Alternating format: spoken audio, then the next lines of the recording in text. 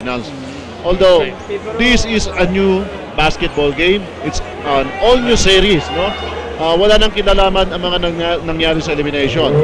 So for both coaches, especially for Coach Basto of UB, kailangan na nilang kalimutan kung ano man ang nangyari sa elimination game against the UC Jaguars, and they have to focus in this finals. Game 1 po tayo, so we'll see how the UB Cardinals will adjust dun sa depensa na ipinakita ng UC Jaguars in their last outing. And of course, this is the final. Sabi nga natin, masusubukan dito yung stamina na magkabilang ulan. Ang UC Jaguars matagal na nakapahinga. In the paint, Chris. And again, last possession ng UC Jaguars. Villanueva forcing the issue pero hindi sila nakakuha ng pulis. Eto, Orduña, nagmamadali. Napakaganda ng basket. Napakaganda ng ginawa nito si Orduña. Extra possession na ginagawa ng UC Jaguars, of course, yung kanilang offensive rebounding. So yung sinasabi natin kanina, yung outside shooting ng UB. Nandun pa rin, maganda yung kanilang tulungan. That's why yung kanilang pangatlong pagkakataon nandoon para makakuha ng basket. And again, Basan on the other side, sumagot agad para dito sa UB Cardinals. And again, Villanueva. Sumintis yung kanyang tira. Dahil Elefante for another 3, yes! And yan ang kanyang pangalawang 3-point shot of this ball game. And this early, meron na siya in this first period. Nakita natin, napako sila sa 12, while the UB Cardinals were able to score 5 points. Oh, yung Orduña! Ang ganda ng sayaw niya! Dahil nakita niya kanina yung kanyang mga kakampi sa Elevator, itong si Arellano. 2-point lead for UC Jaguars, 2:33 remaining. First quarter pa lamang po tayo. Eto! So both teams shooting good in this first period. We are tied at 16 with 2:29 remaining. We will have a timeout. And napansin din natin itong si Elefante, talagang is being clamped down by itong si Payas. Since the last time na nag-attempt siya ng tres pagpasok. So mga kaibigan, at the end of first 10 minutes of basketball action, 6-point lead for the UC Jaguars against the UB Cardinals, and we'll pause for a break. And when we come back, the second period. Second quarter action, wala pa tayong nakita outside basket ng UB Cardinals. So yun ang nami-miss natin. Dahil doon sa kanilang target, talagang kumuha ng press. And again, number 4, Basan, floater, goal 2. Ay, nakascore din. Anak-anak yung mga basket. But again, situation, dalawa yung kanyang dinaanan, wala pa rin. Ito, bumaba, Basan. Kanina yung ulit basket, galing dito kay Basan. Natin, Elefanting play, medyo nahawi yung defensive rebound. Yeah, yes, he was asking for a foul, you know. Anyway, pumasok ang tira, they are just... Para dito sa UC Jaguars. Kaya naman sila rin may hawak dito ng kalamangan. 30-22. Orduña, ito nakakita na ng butas. But again, Elefante left open. Wow! Big basket dahil after that basket nga dito si Elefante. Biglang bumaba sa lima. Tuloy-tuloy, hindi pumasok ang kanyang tira, and the rebound, Arellano, Orduña, being played by Tumanan. Orduña, goes all the way, hindi pumasok, and Legores. Oh, a foul against Legores, pushing off before making. Hindi pumasok, at parang tinamaan, sinabol ng shot clock. Orduña will go all the way against two white shirts. At foul ang itatawag against, I think that will be Dulay. They are down by 14 points and they need to score to stop that bleeding. And so, of course, nakita natin talaga yung offensive rebounding and yung frontline players ng UB Cardinals who were not able to score except for Billy Blee, you know, basket, this time for Cathedral to score. Sa lahat ng Sa assist, lamang na lamang ang using. and of course sa block din. Oo, sa tapal din, you know. I think they were able to Dahil nandito tayo sa ating first quarter. And again, Orduña and the break of Bilibli Basan.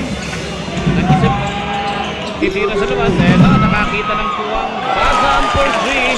So first 3-point basket natin dito sa ating first quarter. and Daim missed that layup. Isusubo na lang. Linwa pa. And Orduña momentarily ito, hindi tumira. Wow. Nice pass by Pasan to Billy Lee. Again, Bilibli. Bakit? Talagang Open for 3. Hindi pumasok. And Elefante will recover. Arellano, natapikan ng bola. Billy Lee will get a foul, but not a basket. So we'll see how Billy can motivate himself in this kind of basketball game. They are down by 12 points, and that's their biggest lead. 16. 50-34. And, the first player, the first frontline player aside from Richard Billy of the UB Cardinals. Perimeter by Villian Beba. Ito hindi na pumasok. Again, UB Cardinals. Back to back. Okay, few of the times, no? Overshoots, and Elefante, the smallest guy on the floor. And Arellano, wow! So, the last 6 points of the UB Cardinals came from their big players, no? First 4 points coming from Cathedral and 2 points coming from Richard Billy. Ang Pasa yung bola. And again, Garcia. Kapit at langgan sa ilalim. Tingnan natin. And there's a foul before the shot was made. Villanueva. Oh, wrestling itong si Elefante. Elefante is in the free throw line. Ito yan sa double ball kanina. So that was in the double ball. So 2 free throws. And 2 free throws made for Elefante. Got 7:42, 2 and 45 remaining. Orduña, kinalabaw at pumasok ang tira against Garcia. High score. But again, yung kanina, pasa kay Bilibli. Medyo talagang ayaw pa. Paano na sila? Lahat na magandang pinapakita. They're up by 18 points. Talagang hindi natin alam, ha? Talagang kasalungat ang pinapakita ng dalawang pupunan na ito. Considering that they have been the defending champions for the past years, no? That was only last year nung nawala na naman sa kanila ang mundo, no? So medyo hindi maganda pinapakita. 63-46.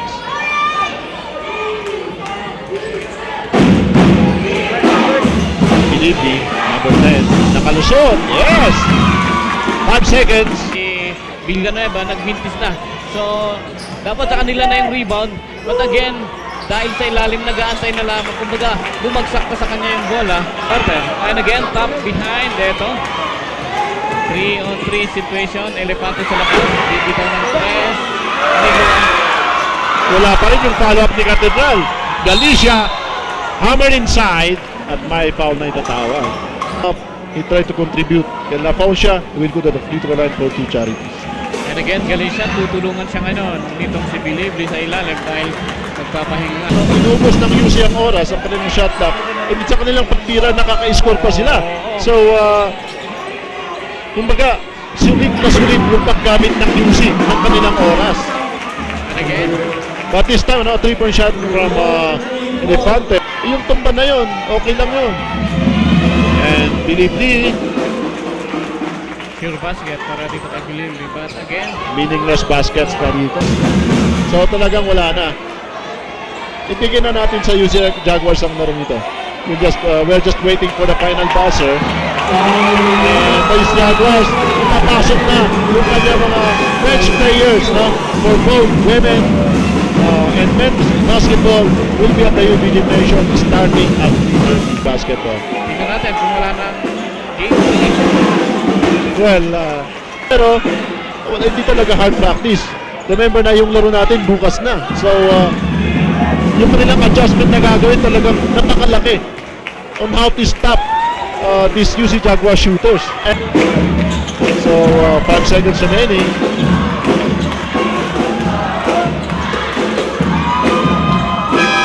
And this would be it, ano? The UB Cardinals back to the drawing board.